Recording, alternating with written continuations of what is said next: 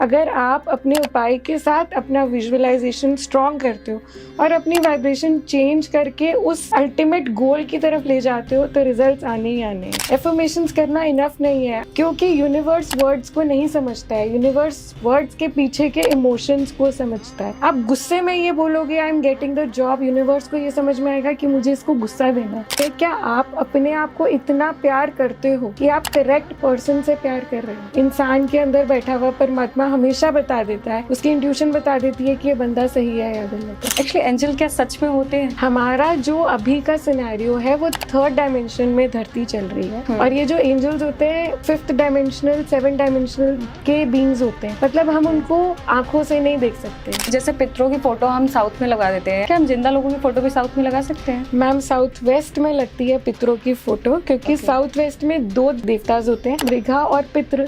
ये 2 south west की energy को डिटरमाइन करते हैं। अब फैमिली फोटोज भी साउथ वेस्ट में लगाते हैं क्योंकि वो रिलेशनशिप्स का जोन है।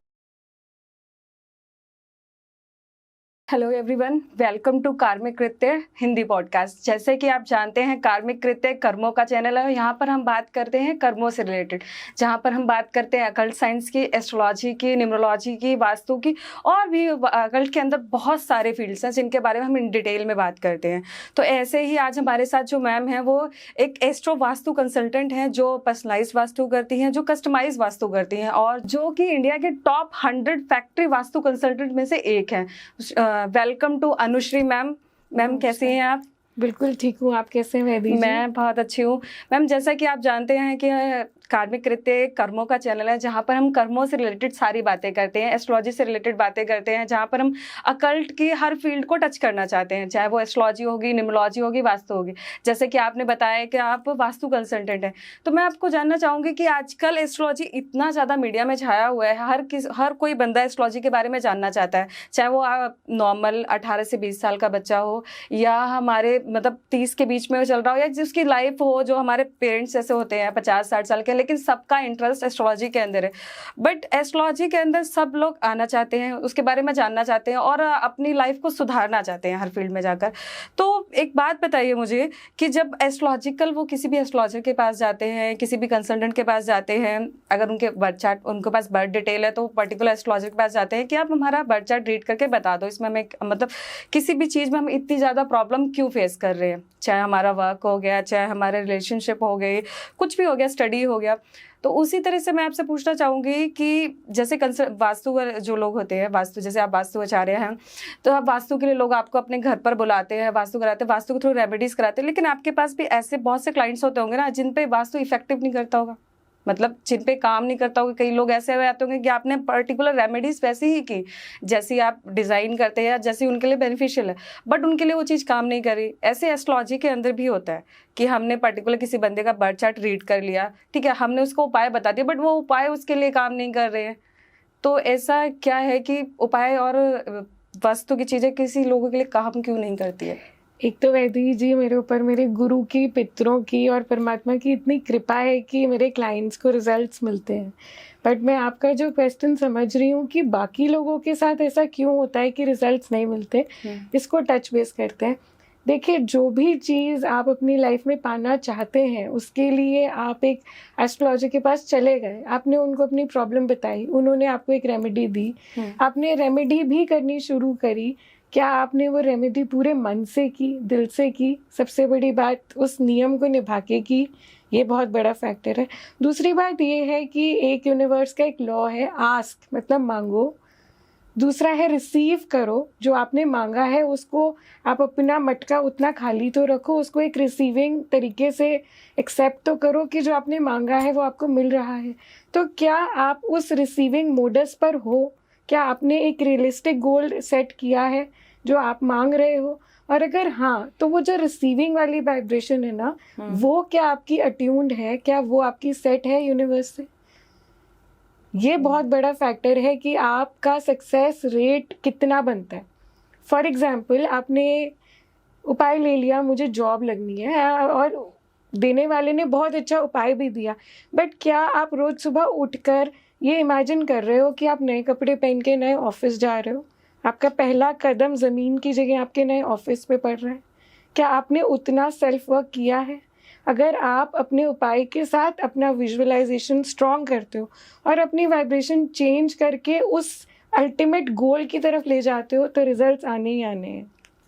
जैसे कि आपने बताया कि आपने जैसे जॉब के लिए उपाय, किसी ने आपको बताया आप जॉब के लिए उपाय कर रहे हैं, बस आप उसको उस तरीके से मैनिफेस्ट नहीं कर रहे हैं, तो आप कोई पर्टिकुलर एक तरीका बताएंगे कि हमें मैनिफेस्ट करना है कैसे चाहिए? बिल्कुल, बहुत अच्छा क्वेश्चन है।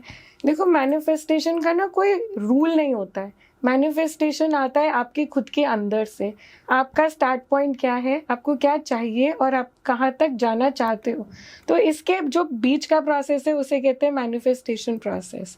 अब इस मैनिफेस्टेशन प्रोसेस में आपको इमेजिनेशन, आस्क, रिसीव के बीच में एक प्रोसेस होता है जिसमें आप जो वर्ड्स बोलते हो, मेरे को अच्छा जॉब मिल रहा है, मेरे को अच्छा जॉब मिल रहा है, दिस इज़ नॉट इनफ। जो एफर्मेशंस जिसको आजकल की जेनजी बोलती है, एफर्मेशंस करना इनफ नहीं है। I am getting the desired job, I am wealthy, I am वर्दी, नहीं, दिस विल नॉट वर्क, क्योंकि यूनिवर्स वर्ड्स को नहीं समझता है। यूनिवर्स वर्ड्स के पीछे के इमोशंस को समझता है, उस फीलिंग को समझता है। आप गुस्से में ये बोलोगे I am getting the job, universe को ये समझ में आएगा कि मुझे इसको गुस्सा देना है, एक ऐसा इन्वायरमेंट में लेके जाना है जो टॉक्सिक है, जो गुस्से वाला है।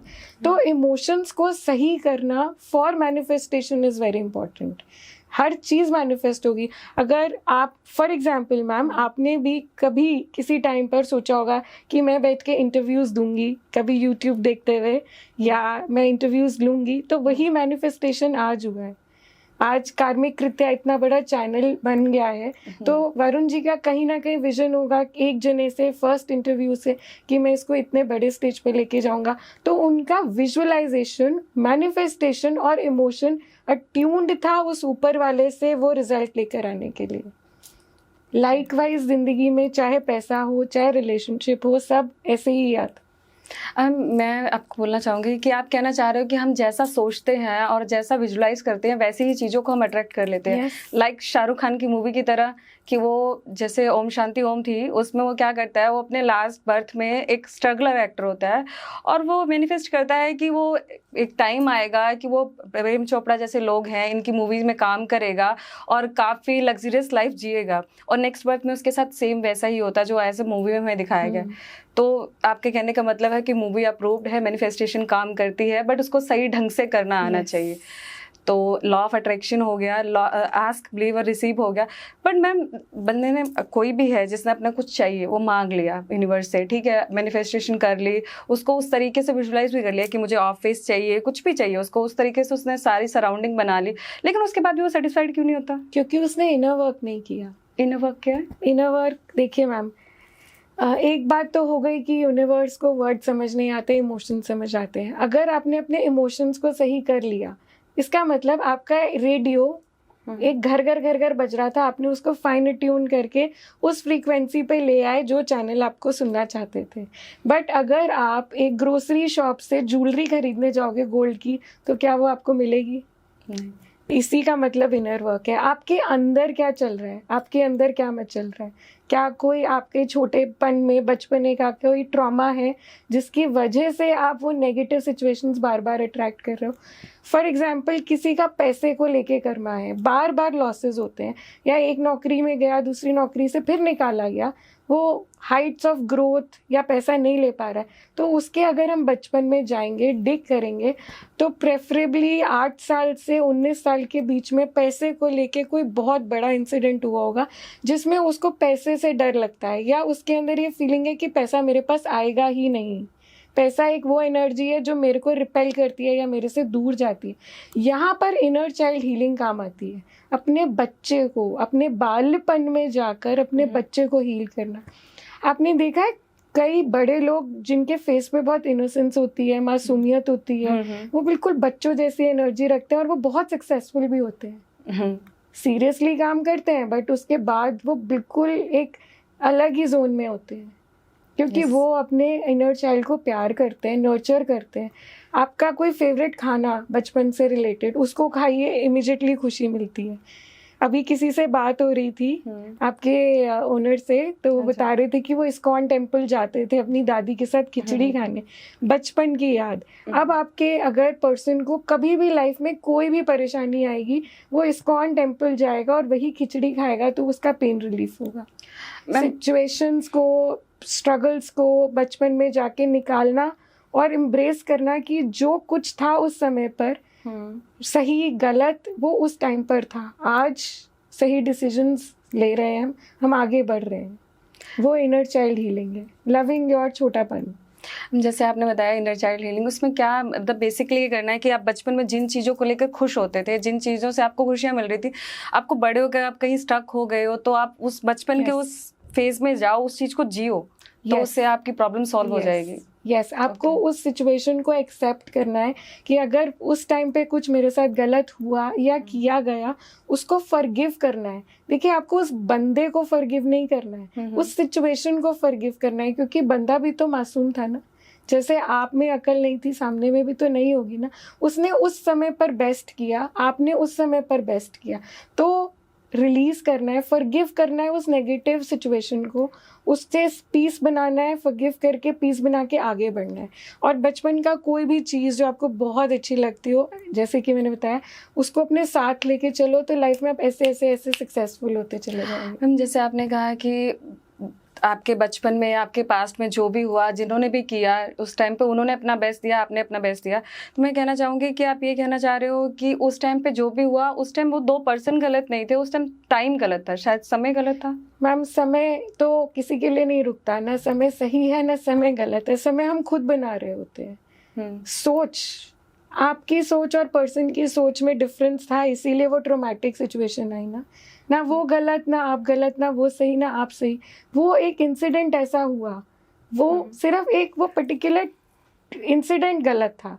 बट अगर आप उस इंसिडेंट को ही माफ़ कर दो कि मैं ये सपोज करो किसी के साथ चोरी हुई, अगर उस चोरी के को ही रिलीज कर दिया जाए कि ठीक है, हो गया, वो समय था, निकल गया, चोरी होनी थी, हो गई, बट आज मैं चोर को भी माफ़ कर रहा हूँ, मैं अपने आप को भी माफ़ कर रहा हूँ कि मैं अपना पैसा नहीं बचा पाया, तो आपके लिए वो ट्रॉमा नहीं रहेगा। पैसे से लेकर आपका रिलेशनशिप स्ट्रांग हो जाएगा, आपकी ज़िंदगी में वो पैटर्न वापस चेंज होकर नहीं आएगा, दोबारा कभी चोरी नहीं होगी। आई एम नॉट सेइंग कि पर्सन को कंडेम करो, पर्सन को बुराई मत दो, उस सिचुएशन को फॉरगिव करो, बिकॉज उस समय पर वो बेस्ट था। ओके मैम, जैसे आपने कहा फॉरगिव कर दो, तो जैसे आपने सही गलत की बात करी, सही गलत की जब बात करते हैं तो सबसे पहले मेरे माइंड में आता है कि आजकल सिचुएशन जो चल रही है रिलेशनशिप को लेकर, उसमें सब कुछ मतलब एक इंसान, कोई भी 2 इंसान है जिसके लिए एक चीज़ सही है, दूसरे के लिए वो गलत होती है। बहुत कम ऐसा होता है कि दोनों ही एक ही बात पे एग्री करते हो। तो इसी सिचुएशन में अगर किसी का ब्रेकअप हो जाता है, ठीक है, अब गलती किसकी रही होगी, ये दोनों के लिए सामने वाला गलत हो। ऑब्वियसली जब हम किसी से बात करते हैं, हमारे लिए सामने वाला गलत होता है, हम सही होते हैं, हमारी स्टोरी में हम हमेशा हीरो होते हैं। तो हम ऐसे कैसे सामने वाले को फॉरगिव कर दे, किसी ने हमें इतना दुख पहुंचाया है, किसी के एक एक्शन से हम इतना ज़्यादा मतलब पेन से गुजरे हैं, तो उस चीज़ से हम कैसे रिलीफ पा सकते हैं? देखो, 2 इसमें बहुत मेजर 2 बातें निकल के आती हैं। सबसे पहले तो कि पेन आपने खुद अट्रैक्ट किया है, आपने खुद ये सिचुएशन माइंड में रखी है, बार बार आपने सोची है, इसीलिए वो आपके सामने आ गई है। आपने पॉजिटिव सोचा ही नहीं ना उस पर्सन के बारे में। एक होती है रियलिटी, एक होती है स्टोरी बनाना। आपका माइंड ऑलरेडी वो स्टोरी बना चुका है, इसीलिए वो रियलिटी में आई है, इसीलिए वो झगड़ा और क्लैश हुआ है। इसके अंदर में एक और बहुत इंपॉर्टेंट बात समझने की है, क्या आप अपने आप को इतना प्यार करते हो? Is there so much self love, self worth है कि आप करेक्ट पर्सन से प्यार कर रहे हो? इंसान के अंदर बैठा हुआ परमात्मा हमेशा बता देता है, उसकी इंट्यूशन बता देती है कि ये बंदा सही है या गलत है। क्या आपने वो फर्स्ट इंस्टिंक्ट समझा? क्या वो फर्स्ट इंट्यूशन पढ़ी, समझी? अगर आपने सुनी है तो आप कभी भी डिलेमा में या कभी भी गलत रिलेशनशिप्स में नहीं जाओगे। जस्ट फॉर द हेक कि मेरे को एक रिलेशनशिप में होना है, नहीं जाना चाहिए वहाँ पर। अगेन, क्योंकि आपका सेल्फ वर्थ डाउन है ना, मुझसे कोई प्यार नहीं कर सकता, मैं वर्दी नहीं हूँ, शायद मेरे में कुछ कमी है, मुझे ये नहीं मिलेगा तो शायद कोई भी नहीं मिलेगा, मेरे अंदर शायद पैसे की कमी है, या मैं सुंदर नहीं हूँ। नहीं, अपने पर काम करो। मतलब I am lovable, I am loved. आप सोचो कि मैं प्यार अपने आप को करती हूँ, मेरे को दुनिया प्यार करती है। आपको अच्छे रिलेशनशिप्स आएंगे।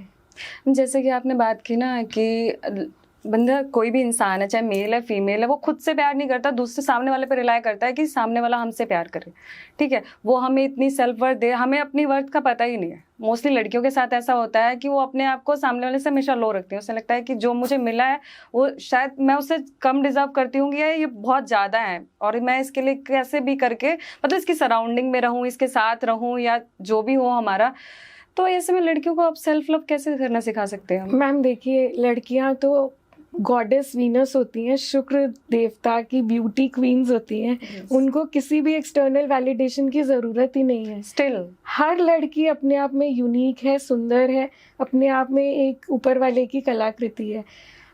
ये चीज़ मैं मान सकती हूँ कि लड़कियों को ये सिखाया ही नहीं गया है कि सेल्फ लव कैसे किया जाए। इसके लिए मैं हर लड़की को बोलती हूँ बचपन से मिरर वर्क करिए। अब आप पूछेंगे मैम ये मिरर वर्क क्या है? देखिए, हर लड़की को शीशे में जाके ना सजने संवरने का बड़ा शौक होता है, बट क्या आप शीशे के आगे खड़े होके सेल्फ टॉक कर सकते हो? सेल्फ टॉक का मतलब क्या? आप अपने आप से बात कर सकते हो।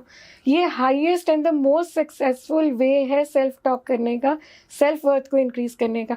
मिरर में देख के बोलो, I am wealthy, I am healthy, I am divine, I am the perfect gift of divine, I am beautiful, I am loved, I am loving, I am surrounded by all things that are unique and divine. क्यों नहीं आएगा? हर चीज़ आप जहाँ कदम रखोगे वहाँ lucky हो जाओगे। आप खुद को प्यार करने लगोगे, you will attract those vibes जिसमें लोग ऐसे आएंगे आपके environment में जो आपसे प्यार करेंगे। आपको all of a sudden lift में कोई बोल देगा आप बहुत सुंदर लग रहे हो, will you go out on a date with me? Then you can choose whether you want to go or not. Self love खाने में करो। आप खाना बनाते हो लड़कियां, I cook very tasty food, I do my work beautifully, मेरा काम बहुत वंडरफुल है, my boss is approving me, my boss likes my work, I am highest paid at my job, मेरे को इसके आगे काम आ रहा है, मेरे को काम से काम आ रहा है, मुझे रेफरल्स आ रहे हैं। लड़कियों के लिए मैनिफेस्टेशन इज वेरी इजी, क्योंकि हमें बात करने का शौक होता है, और जब सेल्फ टॉक मिरर के आगे हो जाए। जैसे आपने सेल्फ टॉक की बात करी, मिरर ये लॉ ऑफ अट्रैक्शन की एक टेक्निक है, मिरर टेक्निक जिसको बोलते हैं। तो इसमें लड़कियां, आपने ये कहा कि अपने आप से बात करें, खुद को एक्चुअली उनको किसी वैलिडेशन की ज़रूरत नहीं है, किसी थर्ड पर्सन या सेकंड पर्सन की ज़रूरत नहीं है जो उनको बताए आप सुंदर हो या आप बहुत इंटेलिजेंट हो, आप कैपेबल हो या नहीं आप हो। अपने आप को सुंदर बोल के निकलोगे ना मिरर से, तो आपको पूरे रास्ते भर में 100 लोग बोल देंगे। That's law of attraction. Law of attraction. तो मैम लॉ ऑफ अट्रैक्शन के थ्रू आप मेल्स के लिए कुछ देखो, मेल्स के अंदर मैंने जो आजकल देखा है, मेल्स के अंदर फीमेल से ज़्यादा इनसिक्योरिटी है। इनसिक्योरिटी कि maybe we are not good enough, हमारी वैल्यू छोड़ के चली जाएगी, फाइनेंशियली इनफ नहीं है। हाँ, ये लैक ऑफ सिक्योरिटी इश्यूज हैं। तो मैं लड़कों को ये बोलना चाहूँगी कि देखिए, आपकी लाइफ में what ever relationship you have with your dad, सबसे पहले तो उसको हील कीजिए, बिकॉज वहाँ का जो एक ब्रोकन सेगमेंट होता है डैड्स के साथ, वो हील होता है ना, तो आपका जो मेल पैटर्न होता है फैमिली में एक तरीके के दुख को अट्रैक्ट करने का, वो हील हो जाता है। और ये सिर्फ बैठकर बात करने से होता है, पितरों की फोटो को ढंग से सही जोन्स में लगाने से होता है। और इनसिक्योरिटी के लिए सबसे पहले लड़कों को ये बोलना चाहिए, I am secure, I have enough money, my family supports me. अपने आप को देखकर बोलना कि मैं अच्छा जी रहा हूँ, अच्छा खा रहा हूँ, अच्छा पहन रहा हूँ, अच्छी लड़की आएगी। हाँ, and secondly specially for mails, because उनके अंदर इतना पेशेंस नहीं होता कि वो सेल्फ टॉक करें, तो उनके केसेस में मैं स्पेशली उनको बोलती हूँ, सुबह उठते ही बिस्तर पर अपनी सांसों को, ब्रेथ को ऑब्जर्व करो कि आपका ब्रेथ क्या बैलेंस्ड है, इम्बैलेंस्ड है। अपनी ब्रेथ को बैलेंस, इक्वलाइज करने की कोशिश करो और फिर बेड से उतरो।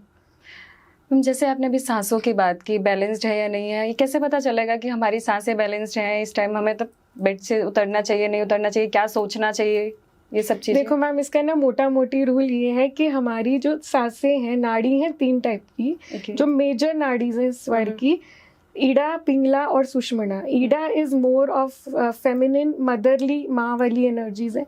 जो पिंगला है, सूर्य नाड़ी बोलते हैं उसको, वो बहुत गर्म और वार्म होती है। जो गरम नाड़ी से हम एक्शन ओरिएंटेड काम करते हैं, कुछ करने जाना है, गाड़ी चलानी है, लॉन्ग बहुत मेजर डिसीजंस लेने हैं लाइफ के, तो वो हम पिंगला में लेते हैं। ईड़ा चंद्र नाड़ी होती है, इसमें सॉफ्ट डिसीजंस, लव, इमोशंस, बच्चों से प्यार करना, तैयार होना, गर्लफ्रेंड से बात करना, वो हम चंद्र नाड़ी में करते हैं। सुषुम्ना नाड़ी में मेडिटेशंस करते हैं हम लोग। किसी को आशीर्वाद देते हैं, ब्लेसिंग्स देते हैं, स्पेस एलिमेंट होता है बेसिकली। मैनिफेस्टेशंस बहुत अच्छी होती हैं सुषुम्ना नाड़ी में। तो कैसे पता चले, तो जब भी आप सांस को ऑब्जर्व करते हो तो हाथ रख के देखिए कि वो गर्म है या ठंडी है, राइट साइड से, लेफ्ट साइड से, सेंट्रल है। तो ऐसे धीरे धीरे विद प्रैक्टिस ऑब्जर्वेशंस आती हैं। ओके मैम, जैसे अभी आप बात करें कि नाड़ी के थ्रू मतलब हम अपनी सांसों के थ्रू भी मेडिटेशन कर सकते हैं, इसका क्या प्रोसेस है? आपको मैं एक बहुत बेसलाइन, स्ट्रीमलाइन, जेनरिक एक चीज़ बताती हूँ जो आपके व्यूअर्स को बहुत मज़ा आएगा। देखिए, एक पेड़ को इमेजिन कीजिए। पेड़ होता है, उसके एक ट्रंक होता है, ऊपर पूरी शाखाएं होती हैं। जब पेड़ की जड़ें नीचे ज़मीन में जाती हैं, धरती में, मिट्टी में जाती हैं, तो वो उसको होल्ड कर लेती हैं और वहीं से सारा पानी, खाद, नरिशमेंट लेके पूरे पेड़ को ग्रो और नर्चर करती हैं। हम मेडिटेशन में यही प्रोसेस लेते हैं। ये बेस फॉर ऑल मेडिटेशन है। तो जब भी आप ध्यान में बैठते हैं, एक तो ऐसी जगह पर बैठे जो शांत है, काम्ड है, जहाँ शोर शराबा ना हो, बहुत रोशनी ना हो, उस पोस्चर में बैठकर चाहे आलती पालती मारिए, चाहे लेट जाइए, ये इमेजिन करिए कि पैर के तलवों से आपके रूट्स निकल रहे हैं, जड़ें निकल रही हैं जैसे पेड़ की निकलती हैं। और वो धीरे धीरे धीरे धीरे ओशंस को क्रॉस करके, मिनरल्स को, सॉइल को क्रॉस करके मदर अर्थ के दिल के अंदर जाके वो जड़ें उसको एब्जॉर्ब कर रही हैं। इससे क्या होगा कि माँ धरती की दिल से आपकी एनर्जी होगी और वहाँ से आप सोक कर सकते हो एनर्जी। धीरे धीरे वो आपकी जड़ों से आएगी, आपकी पिंडलियाँ, घुटने, काफ मसल्स, रिप्रोडक्टिव ऑर्गन्स, पेट, सारे में आकर आपके चेस्ट से आपके हार्ट तक माँ धरा की पिंक एनर्जी को ले आइए। उसके बाद आप ये इमेजिन करिए सूर्य देवता या शिवजी देवता से एक वाइट बीम ऑफ एनर्जी ऊपर के सारे चक्रास को क्रॉस करती हुई क्राउन चक्रा, थर्ड आई, थ्रोट चक्रा से आपके दिल में आ रही है। तो जब मदर अर्थ की लविंग पिंक एनर्जी और ऊपर से वाइट एनर्जी मिक्स होके एक बॉल ऑफ एनर्जी आपके हार्ट में क्रिएट करेगी, तो इट विल बिकम मैजिकल। वो बहुत इनलाइटेंड और लाइट वाली एनर्जी बॉल बन जाएगी। और इमेजिन करो, ये जो बॉल ऑफ एनर्जी आपके हर सेल ऑफ द बॉडी में जा रही है, हर एक सेल वो लाइट एनर्जी बन रहा है, बॉल ऑफ एनर्जी है। और जब ये बॉल ऑफ एनर्जी इनलाइटेंड होगी ना, सोचो छोटी छोटी बॉल्स फेरी टेल जैसी आपकी पूरी बॉडी में, तो stuck energy, stuck emotions, guilt, shame, anger, fear, disgust, सब कुछ वहीं मेल्ट हो जाएगा। तो आप इस मेडिटेशन में म्यूज़िक की आपको ज़रूरत नहीं है, किसी भी एक्सटर्नल चीज़ की ज़रूरत नहीं है। जितनी देर आप बैठ सकते हैं आप करो। उसके बाद धीरे धीरे बोलिए कि जितनी एनर्जी मुझे चाहिए आज के दिनचर्या के लिए वो रखिए। बाकी एनर्जी मदर अर्थ में, माँ धरा के पास जाइए, शिवजी या भोलेनाथ के पास जाइए एंड अपने आप को ओम सिंबल के साथ प्रोटेक्ट कर लीजिए 3 बार। जो लोग एनर्जी चैनलिंग में ज़्यादा है वो gold and silver violet flame of transmutation से अपने ऑरा को प्रोटेक्ट कर सकते हैं and you are good to go. हम जैसे आपने पूरा मेडिटेशन का एक नया प्रोसेस बताया, क्योंकि मैंने जहाँ तक मेडिटेशन किया और समझा है, आप तो मेडिटेशन में खो ही गए थे मेरे साथ। मेरे बताते बहुत ध्यान लगा रही थी मैं कि जैसे आपने पूरा प्रोसेस बताया ना, हमने जैसा सुना और पढ़ा, थोड़ा बहुत किया भी है, खुद से प्रैक्टिस भी करते हैं, तो हमें ये सिखाया गया है कि आलती पालती मार के एक शांत जगह पे बैठ जाओ आसन पे और थोड़ा अंधेरा हो उस जगह पर और पूरा फोकस करो। और जब आप फोकस करोगे ना, आपको ब्लैक डॉट नजर आता है जिस पर आपको पूरा अपना सेंटर बना के जिस पर सोचना होता है। और कई बार ऐसे लोग प्रैक्टिस करते हैं, मैं जब प्रैक्टिस कर रही थी तो मुझे भी ऐसा लगता है कि उस टाइम पे जब आप फोकस कर रहे होते हैं ना, तो आपकी पूरी की पूरी लाइफ ऐसे पिक्चर रील की तरह आपके साथ चल रही होती है और आपको फोकस नहीं है। आपके क्या क्या इवेंट्स हुए हैं जिंदगी में, दोनों साइड पे वो चल रहे होते हैं और सामने सेंटर होता है जिस पे आपको फोकस करना होता है। तो मैं तो आज तक मेडिटेशन को वही समझ रही थी कि आपको किस तरह करना है। मैम ये तो ना एक ही माँ के बहुत सारे बच्चे हैं, माँ के लिए तो सब फेवरेट है। कोई मेडिटेशन आपके लिए काम करेगी, कोई किसी और के लिए करेगी। तो ये तो व्यूअर्स और ऑडियंस को खुद चूज करना है what works for you. This has been my best seller, ये मेरे लिए काम करता है, मेरे सभी क्लाइंट्स को बहुत मौज देता है। आप भी बैठे बैठे खो गए थे। हाँ जी। क्योंकि इसमें हम एक्सटर्नल सोर्सेज पे नहीं जा रहे हैं, इसमें हम प्योर एनर्जी को इन्वोक कर रहे हैं। और हम लास्ट में अपने ऑरा को भी प्रोटेक्ट करते हैं। अब मैं तो कई केसेस में एंजल फेदर भी लगा देती हूँ उनके ऑरा पे, ओम सिंबल डाल देती हूँ, सत्या डाल देती हूँ, रेकी सिंबल से सील कर देती हूँ। जैसे कि अभी आपने बात करी एंजल फेदर्स लगा देते हैं, एक्चुअली एंजल क्या सच में होते हैं? क्योंकि हमने बहुत पढ़ा है, क्योंकि मैं एज अ वैदिक एस्ट्रोलॉजर मैं एंजल्स को मानती हूँ जो हमारे पूर्वज है, वो हमारे लिए एज ए एंजल काम करते हैं। हमारे जो जितने भी हमारी पीढ़ियों के पूर्वज हैं वो कहीं ना कहीं हमारी हेल्प करते हैं। उनको पिक्चराइज फॉर्म में हम पूछ सकते हैं या उनको याद कर सकते हैं, उनके नाम से उनको बुला सकते हैं। तो आपके लिए फरिश्ते किस तरह काम करते हैं? मैम ये बहुत एप्ट क्वेश्चन है। देखिए, सबसे पहले तो ये समझिए, जो हमारे पूर्वज हैं वो धरती पे जन्म ले चुके होते हैं और वो क्रॉसओवर कर चुके होते हैं। वो पूर्वज पितृ होते हैं हमारे, वो एंजल्स नहीं होते। आप उनको प्यार से एंजल्स बोल सकते हो, बट एक्चुअली वो ह्यूमन इनकारनेटेड होते हैं। जो एंजल्स होते हैं वो कभी भी धरती पे इनकारनेशन नहीं होते हैं, वो धरती पे पैदा ही नहीं होते हैं। हमारा जो अभी का सिनेरियो है वो 3rd डायमेंशन में धरती चल रही है, और ये जो एंजल्स होते हैं 5th डायमेंशनल 7th डायमेंशनल के बींग्स होते हैं। मतलब हम उनको आंखों से नहीं देख सकते हैं।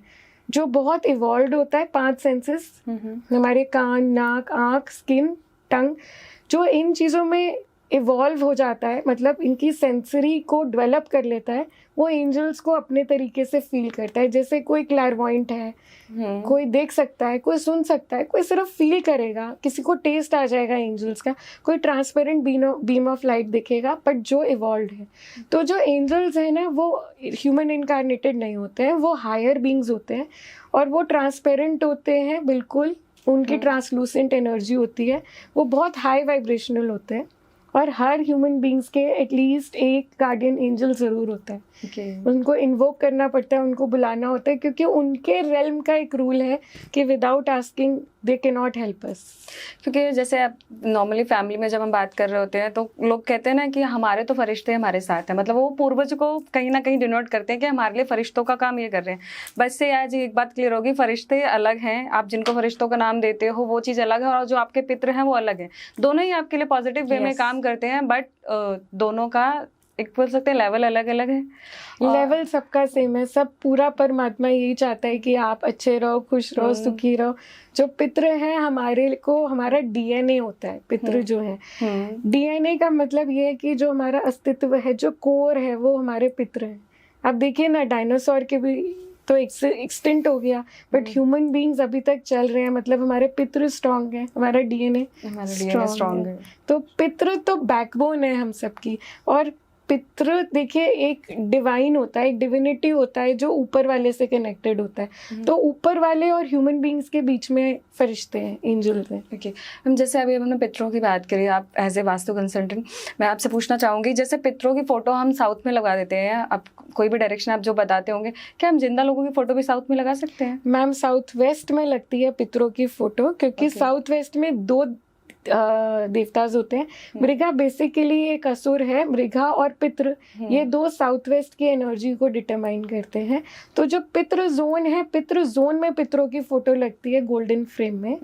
वहां से हमें उनकी ब्लेसिंग्स मल्टीफोल्ड्स मिलती हैं, क्योंकि वो हमें हमारी ग्रेविटी से, जड़ों से जोड़ देते हैं। साउथ वेस्ट एक अर्थ एलिमेंट होता है, पृथ्वी तत्व होता है। अब फैमिली फोटोज भी साउथ वेस्ट में लगाते हैं, क्योंकि वो रिलेशनशिप्स का जोन है। तो जिससे रिलेशनशिप अच्छा करना है, हम साउथ वेस्ट में लगाते हैं। जैसे हमने कई बार सुना ना कि पितरों की फोटो साउथ वेस्ट में लगानी चाहिए, बट होता है कि किसी के घर लगी हो ना तो लोग सीधा बोल देते हैं नहीं, यहाँ पे तो जो लोग चले जाते हैं ना उनकी फोटो लगती है, जो जिंदा है मतलब जिनमें जीवन है उनकी फोटो यहाँ पर नहीं प्लेस्ड होती है। नहीं, आप लगा सकते हैं। और जैसे बच्चों की फोटो है, उनके साथ फैक्टर क्या होता है, फन, एंटरटेनमेंट, जॉयफुल करना है, तो हम उसको ईस्ट ऑफ नॉर्थ ईस्ट में लगा सकते हैं। जिन फैमिली मेंबर से आपको सपोर्ट चाहिए कि वो आपकी मदद करें, उनको हमें नॉर्थ वेस्ट में लगाना होता है, सपोर्ट जोन में। तो प्रयोजन क्या है फैमिली मेंबर्स का? अगर आपको सेक्सुअल रिलेशनशिप्स करनी है, इंटीमेसी अच्छी लेकर आनी है, तो एक जोन होता है नॉर्थ वेस्ट जोन, जो कि कामुकता का जोन होता है, उसके अंदर कपल्स की फोटो लगा। और जिसको कंसीव करना हो उनकी फोटो भी वहाँ लगा सकते हैं। ईस्ट ऑफ नॉर्थ ईस्ट एक ऐसा जोन है जो पर्जन्य देवता पर रूल होता है। वहाँ पर पर्जन्य देवता फर्टिलाइजर होते हैं, खाद्य सामग्री होती है। तो कोई भी सॉइल या कोई भी जमीन जो उपज नहीं कर पाती, हम उसमें खाद डाल के उसको उपजाऊ बनाते हैं। तो ईस्ट ऑफ नॉर्थ ईस्ट पर्जन्य देवता पर काम करने से फर्टिलिटी और कंसेप्शन, बच्चा पैदा होने में मदद होती है। अब जैसे आपने बताया ईस्ट ऑफ नॉर्थ ईस्ट, अब वहाँ पे हम फोटो फ्रेम लगाए या पर्टिकुलर कपल वहाँ सो रहा हो तो भी इफेक्टिव है? मैम देखो, अगर वहाँ पर लाल रंग है बहुत ज़्यादा, या वहाँ पर बहुत ज़्यादा पीला रंग है, ग्रे कलर है, तो कंसेप्शन में प्रॉब्लम आएगी। वहाँ पर अगर आपका कुछ ऐसा स्थान है मतलब आपने स्टोरेज किया हुआ है, सड़ा के रखा हुआ है, कंसेप्शन में प्रॉब्लम आएगी। अगर वहाँ पर मैंने बहुत बार देख रहा है कि इन्फ्लेमेशन होता है रिप्रोडक्टिव पार्ट्स में, बच्चा नहीं हो पा रहा, तो क्या वहाँ पर गंदा पानी है? क्या आपके वाटर टैंक साफ नहीं हो रहे, अंडरग्राउंड वाटर टैंक साफ नहीं हो रहा, क्या आपका वाटर डिस्पेंसर खराब पड़ा है वहाँ पे? आपको ये चीज़ें, छोटी छोटी चीज़ें उस जोन में चेक करके, बैलेंस करके नलीफाई करके वहाँ पर प्रोग्रामिंग करनी है। मैम जैसे अब थोड़ी सी वास्तु की बात कर ली तो मैं 2-4 चीज़ें और पूछना चाहूँगी आपसे। जैसे बोला जाता है कि किचन साउथ ईस्ट में ही बेस्ट होती है, लेकिन कई लोग ऐसे होते हैं जिनको साउथ ईस्ट की किचन सूट नहीं करती, ऐसा क्यों? मैम साउथ ईस्ट की किचन सूट नहीं करने के 2 रीजन हो सकते हैं। साउथ ईस्ट एक अग्नि जोन है।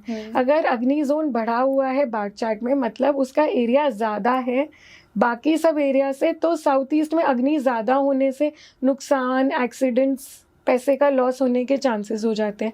दूसरा रीज़न ये हो सकता है कि वहाँ पर काला रंग या ग्रे कलर आ गया, क्योंकि अग्नि तत्व है। अग्नि तत्व में आप अग्नि में पानी डालोगे तो अग्नि बुझ जाएगी। उसके बाद ये भी बहुत ज़रूरी है कि जो ब्रेड बटर अर्नर है, जो घर में पैसा लेकर आ रहा है, गैस मंगल की एनर्जी है, तो क्या मंगल साउथ ईस्ट डायरेक्शन, जो कि एक राशि के जोन को डिटरमाइन करती है, वहाँ पर कोई नेगेटिव एस्पेक्ट तो नहीं दे रहा? जैसे मार्स का 180 का एस्पेक्ट हो या 90 का एस्पेक्ट हो, तो वहाँ गैस थोड़ी तंग कर सकती है।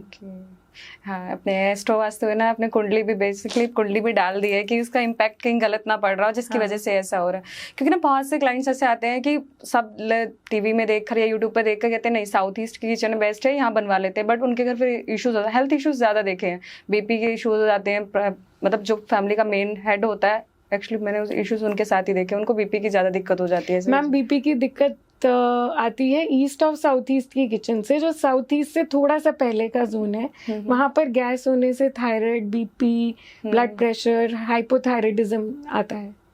और मैम एक चीज़ बहुत इम्प्रैक्टिकल भी हो गई है कि हम साउथ ईस्ट की किचन है तो तुड़वा के इधर करें उधर करें। इस केस में महावास्तु बहुत काम आता है, क्योंकि वो नॉन डिमोलिशन, बिना तोड़ फोड़ के रेमेडीज करता है। अब ये ईस्ट ऑफ साउथ ईस्ट की किचन में गैस रखा है, सिम्टम्स हैं, तो क्या पूरा गैस तोड़ेंगे? नहीं, उसके नीचे एक हरा पत्थर रख सकते हैं अगर वो तंग कर रही है, तो एनर्जी बैलेंस करने के लिए। जैसे कि हमने इतनी सारी बात कर ली कि हमने रिलेशनशिप की बात कर ली कि हम किसी ना किसी सिचुएशन में स्टक हो जाते हैं, तो आपने सब प्रोसेस बता दिया, बट उन सब से निकलना कैसे, मतलब हीलिंग कैसे करनी है, अपने आप को मतलब सर्वाइव कर रहे हैं हम, उस चीज़ से बाहर कैसे आए? देखो मैम, सफ़र करना ना आपकी अपनी चॉइस है। जब परमात्मा ने आपको बना के भेज दिया तो वो आपको सफ़र करने के लिए नहीं भेजता है। कौन पेरेंट चाहता है, कौन माँ बाप चाहता है कि उसका बच्चा सफ़र करे? कोई भी नहीं। आप अपने अंदर ही इतनी खिचड़ी, इतनी स्टोरीज बना लेते हो कि आप ही सफ़र करते हो। और ये journey healing to pain to healing to healed का एक जर्नी होता है। इसके स्टेजेस होते हैं। पहले तो सबसे पहले एक्सेप्ट करो कि पेन ही क्या है, प्रॉब्लम क्या है। जैसे आपने रिलेशनशिप की बात की और हमने अभी थोड़ी देर पहले बात की थी सेल्फ वर्थ की, तो आजकल की जनरेशन को तो पता ही नहीं है कि उनके अंदर लैक ऑफ सेल्फ वर्थ है या लैक ऑफ सेल्फ लव है। तो सबसे पहले ये तो एक्सेप्ट करो कि आप एक ऐसे इंसान के साथ रिलेशनशिप में हो जो आपके तालमेल का ही नहीं है। आप कुंडलियाँ मिला लो, बट अगर आपकी वाइब्रेशन ही नहीं मैच कर रही है बंदे से, वो कहते हैं ना your vibes attract your tribes, अगर आपके बंदे से वाइब्स ही नहीं मैच कर रही हैं तो आपका रिलेशनशिप कैसे चलेगा? First is understanding the problem.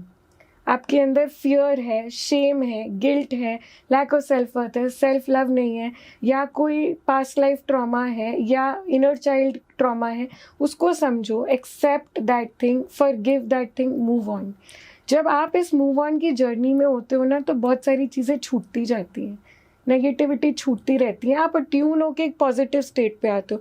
जिस पॉजिटिव स्टेट पर आप आके खड़े होते हो उस समय से उस नई ज़िंदगी को इमेजिन करो, जियो विद फुल इमोशंस कि मैंने नए कपड़े पहने हैं, मैं सुंदर हूँ, मैं नई जॉब में जा रही हूँ, मेरे पास एक ऐसा रिलेशनशिप है जिसमें मेरा हस्बैंड मेरा हाथ पकड़ता है या मेरा बॉयफ्रेंड मुझे लेने आता है, छोड़ने आता है, मेरे को लव करता है, केयर करता है, कंपैशनेट है, और वही ज़िंदगी फिर मैनिफेस्ट होगी। आपने ये सुना है ना, आस्क एक्शंस। तो are you taking relevant actions? सोच लिया, इमोशन दे दिया, बट क्या आप वो एक्शन कर रहे हो? क्या आप अपने जॉब में 100% दे रहे हो to get that experience for the higher job? Actions is very important. मैं समझ गई। जैसे आप कहना चाह रहे हो कि आप एक्सपेक्ट कर रहे हो बट आप उसके लिए कुछ परफॉर्म नहीं कर रहे हो, तो कैसे ही आप उसको डिजर्व करते हो, मतलब कैसे ही रख सकते हो। हम जैसे अभी आपने बोला ना कि मूव ऑन करो उस चीज़ से, हम लोग बोल देते हैं मैं हो गया, आप हो गया, कोई भी हो गया जो इस सिचुएशन में नहीं है, लेकिन जो इस सिचुएशन में फंसा होता है स्पेशली इन रिलेशनशिप में, जिसमें से एक मूव ऑन कर जाता है, दूसरा बंदा बहुत बुरी तरह स्ट्रक हो जाता है, जिसको हील करने के लिए उसको कभी किसी को 2 महीने लगते हैं, किसी को 2 साल लग जाते हैं, किसी का पूरा जीवन लग जाता है। बट ऐसा क्या करें, मतलब सेल्फ वर्थ को समझने के लिए कुछ ऐसे एक्सपेरिमेंट से देखो, हम कहते हैं कि आप अपने आप को एनालाइज कराओ, आप बहुत बेस्ट हो, आप खुद से प्यार करते हो, बट वो सिचुएशन में ऐसी होता है ना उस टाइम वो सब नहीं कर पाता है, तो कुछ वहाँ पर मैम एक प्रोफेशनल हीलर आपकी हेल्प कर सकता है। देखिए, सबसे पहले तो ये समझ लीजिए कि आपको ज़िंदगी में किसी की ज़रूरत नहीं है। ऊपर वाले ने आपको होल एंड कंप्लीट बनाया है, संपूर्ण और पूर्ण बना के भेजा है। बट कभी ज़िंदगी में, जैसे आपने बोला, ऐसी सिचुएशंस आ गई जहाँ अपना मनस काम नहीं कर रहा, अपना दिल उल्टा जा रहा है, तो एक प्रोफेशनल हीलर आपकी हेल्प करता है। वो कोई ऐसी स्टोरी नहीं बता रहा होता जो आपने कभी सुनी नहीं होती है। आप जैसे कल्ट में है, आप भी बोलते हो यार ये तो मुझे पता ही था, मैं खुद ही कर लेती हूँ, मुझे पता ही था, बट उसके कहने से मैं कर रही हूँ इसलिए मुझे रिजल्ट आ गया। तो आप हेल्प लीजिए, उसकी एडवाइस पूरी सुनिए, सरेंडर कीजिए, एक्सेप्ट कीजिए, आ जाएगा। मैम, लेट गो करना सिर्फ अपने हाथ में होता है। और लेट गो तब होगा जब, मैंने जैसे अभी बात की, दूसरों को माफ़ करो। और मैम एक बात और समझो, जब सेल्फ लव होगा ना तो गलत इंसान अपने आप चला जाएगा।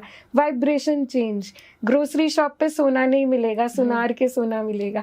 अगर आप अपनी वाइब्रेशन चेंज करके attune to higher energy and frequency of love, of करुणा, कंपैशन, एक्सेप्टेंस, पैशनेट लव, अच्छा बड़ा घर, एक अच्छी फैमिली, कपल फोटोग्राफ्स को इमेजिन करो, जियो, तो अच्छे रिलेशंस भी मिलते हैं। तो आपके कहने का मतलब है कि हम रिलेशनशिप जो खराब होते हैं उन्हें हम खुद ही अट्रैक्ट करते हैं, कहीं ना कहीं ऐसी वाइब्रेशन देकर, कहीं ना कहीं ऐसी एनर्जी प्रोवाइड करते हैं जिसकी वजह से वो सब होता है हमारे साथ। और इस चीज को हम रोक सकते हैं अपने वाइब्रेशंस को, अपनी एनर्जी को सही जगह चैनलाइज करके। सिर्फ मैम रिलेशनशिप्स नहीं, आप पैसा, profits, abundance, prosperity, jobs, MNCs में जॉब्स, आप अपना काम धंधा, relationships with your parents, bosses, boyfriends, girlfriends, सासों के साथ रिलेशनशिप्स भी ठीक कर सकते हो। आप अपनी ज़िंदगी में हर तरीके की हेल्थ, जिसमें आप हेल्दी, वेल्दी और वाइस हैं, just by good thoughts, good feelings and good emotions ठीक कर सकते हो। उसके लिए meditations is very important, mirror work is very important, self talk is very important. ये सब हमारे हीलिंग का काम करेगा। यस।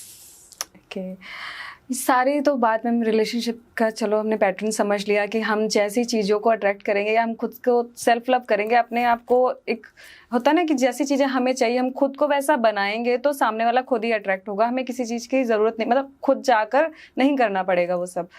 तो मैम ये सब तो लॉ ऑफ अट्रैक्शन के अंदर आ गया। अब हम एस्ट्रोलॉजिकल या वास्तु के अकॉर्डिंग कुछ ऐसी रेमेडीज जिसके थ्रू अगर हम जो मैनिफेस्ट करना चाहते हैं, जो चीज़ें हम पाना चाहते हैं, वो उपाय या रेमेडी हम कर सकें, कुछ ऐसा? बिल्कुल मैम, बहुत अच्छा क्वेश्चन है। मैम, वास्तु में ना एक जोन होता है south of south west zone, जिसको SSW जोन बोलते हैं। ये जो जोन होता है, इसका असली तात्पर्य होता है डिस्पोजल, जो फ्लश आउट करने का जोन है। तो अगर आपकी ज़िंदगी में आप किसी एक इमोशन को, किसी एक सिचुएशन को, परिस्थिति को नहीं अपनी जीवन से हटा पा रहे हो, तो साउथ ऑफ साउथ वेस्ट में उसकी एक पर्ची बनाकर साउथ वेस्ट में रख दो, वो सिचुएशन निकल जाएगी। एक छोटा सा प्रिंट आउट पॉट का साउथ वेस्ट में लगा दीजिए, एक छोटा सा मैनिक्विन पॉट का वहाँ ला के लगा दीजिए विद द थॉट कि मैं इस सिचुएशन से निकलना चाहती हूँ, वो आपका रिलीज हो जाएगा। एक खाली येलो कलर का गमला भी जो जिसमें फूलदान जिसे बोलते हैं, पीले रंग का खाली फूलदान भी साउथ साउथ वेस्ट में लगा देने से हो जाता है, रिलीज लेट गो हो जाता है। मैम इसके अंदर एक चीज़ और समझनी है, क्या वो जो लेट गो है, जो परेशानी है, परिस्थिति क्या ज़्यादा सोचने की वजह से आ रही है?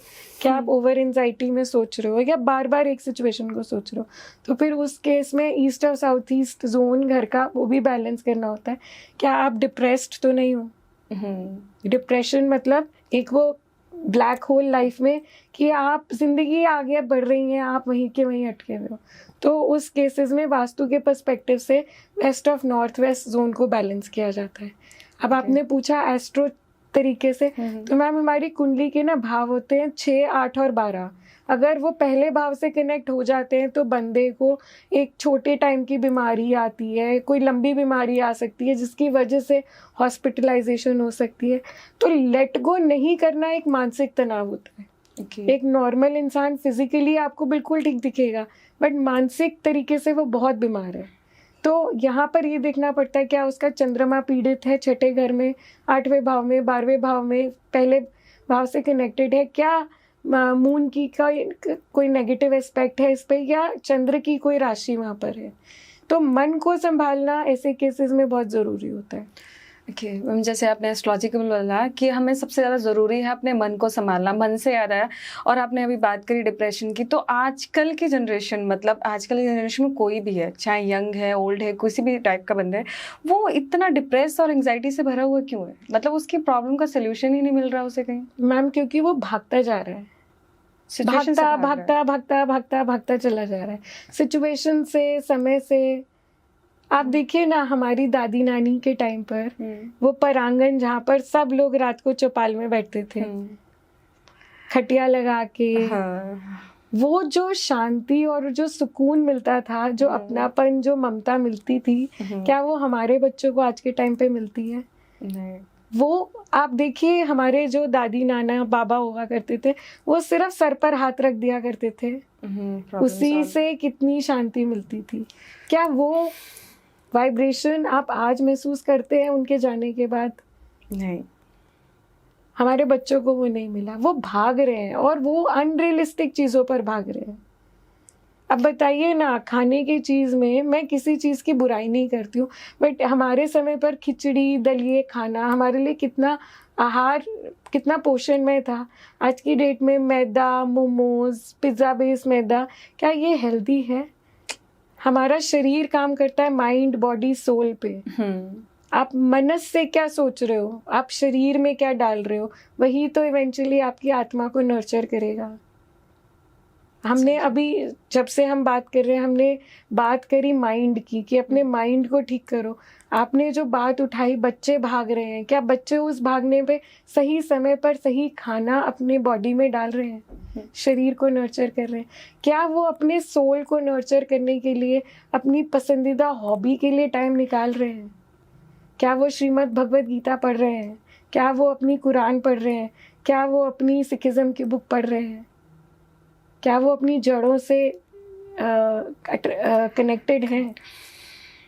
मतलब आपका, मतलब समझे, आप कहना चाह रहे हो कि जो आजकल के बच्चे हैं, कोई भी इंसान है, वो रियलिस्टिक चीज़ों के लिए ज़्यादा भाग रहा है, अनरियलिस्टिक चीज़ों के लिए पीछे ज़्यादा भाग रहा है। चाहे वो घर हो गया, गाड़ी हो गया, पैसा हो गया, सबको पैसा कमाना है, ठीक है, जिसकी वजह से वो अपनी खुशियाँ हो गया या अपनी लाइफ हो गया या ब्लेसिंग हो गया बड़ों की, वो सब पीछे भूलता जा रहा है, उसको बस आगे बढ़ना है।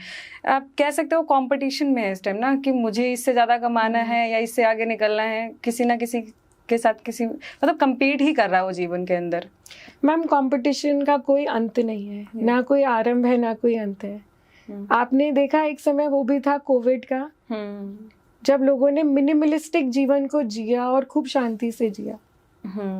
मिनिमलिज्म जिसने अपना ली वो अपनी ज़िंदगी में हमेशा खुश रहता है। जो भाग रहा है वो आज 10,000 की एक ब्रांडेड टी शर्ट लेगा, कल वो 20,000 की लेगा, कल वो 50,000 की लेगा, कल को वो 1 लाख की भी लेगा। इसका कोई अंत नहीं है। कंपटीशन किसी से नहीं होना चाहिए, कंपटीशन खुद से होना चाहिए। कंपटीशन खुद से खुद का होना चाहिए कि आज से हम एक बेहतर पर्सन बन के निकलेंगे अपनी रियल लाइफ में, अपनी प्रोफेशनल लाइफ में, अपने रिलेशनशिप्स में, अपने आसपास के लोगों के साथ में। Okay.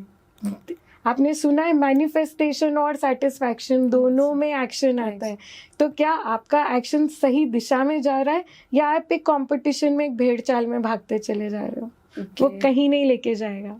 वो एक दिन आपको वहीं रोक देगा, और जिस दिन रोक देगा उस दिन आपको परमात्मा समझ देगा, और फिर आपको रिवर्स में आके मिनिमलिस्टिक लाइफ टाइम वापस अपनी जड़ों पे जाना पड़ेगा, वापस अपनी दादी नानी मम्मी चाची बुआ के पास ही जाना पड़ेगा, वापस से सिंपल आहार व्यवहार पर आना पड़ेगा।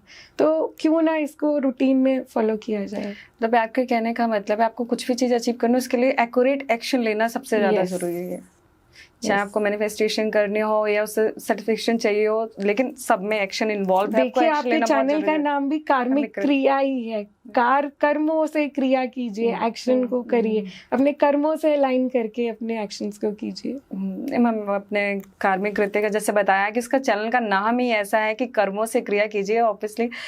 तो जैसे कि आपने कहा कि कार्मिक कृत्य का आपने पूरा जैसे डिफाइन किया कि कर्मों से क्रिया करते रहे, मतलब कार्मिक रहें, कर्म करते रहें। तो मैं कहूँगी हर बंदा कोई ना कोई कर्म कर रहा है, ठीक है, अपनी जनरल लाइफ के लिए कुछ ना कुछ सर्वाइव करने के लिए वो कर्म तो कर रहा है, पर वो फिर भी इतना ज़्यादा पीड़ित क्यों है? मैम ये ना कलयुग है, कलयुग जा रहा है सतयुग की तरफ। तो जितना पीड़ा आ रही है ना, बस उसको बस एम्ब्रेस कर लो, एक्सेप्ट कर लो, और उससे ना बस उसका निदान पालो, उसको छोड़ दो, रिलीज कर दो, अपने से निकाल दो, और इतना भर भर के निकाल दो कि आप एक प्योर लाइट ऑफ एनर्जी बन जाओ।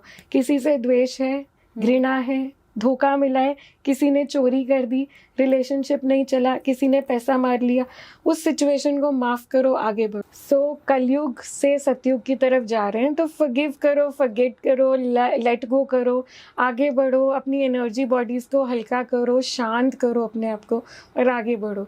जितना लाइट होगे, हल्के होगे, उतना आपकी प्रॉस्पेरिटी आपके पास आएगी। एंड जैसे कि मैंने कहा, suffering is a choice, suffering is not enforced on you. मतलब कोई आपको बोलता नहीं है कि आप सफ़र करो, सफ़र करो, सफ़र करो। हमारे इतने सारे एक्टर्स हैं जिनको कैंसर भी हुआ, अगर आप उनकी जर्नी देखो तो कैसे हंसते खेलते उन्होंने कैंसर जैसी डिफ़िकल्ट सिचुएशन को भी मात दे दी अपनी लाइफ स्पिरिट से।